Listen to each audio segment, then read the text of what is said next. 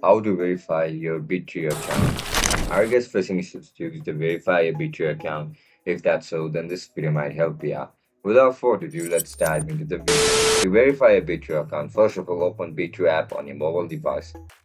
Once you open the app, log in into your account with your registered email and password.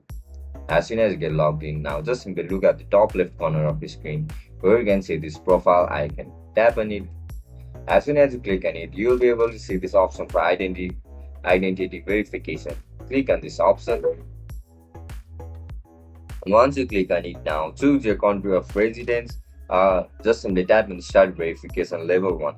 As soon as you tap on it, you need to choose your country of residence and you'll be asked to a valid government issued ID, such as passport, driver's license, or national identity card. Then you'll be asked to take selfie to confirm your identity. Make sure your photos are clear, well lit, and match your personal details exactly. After submitting, Bitrue system will review your document. This can take a few hours to up 24 hours. Once verified, you will get a confirmation message and your withdrawal and trading limits will be increased. And that's it guys. That's how we're going to verify an account on Bitrue. If you guys found this video helpful, don't forget to like, share and subscribe to our channel. Bye bye.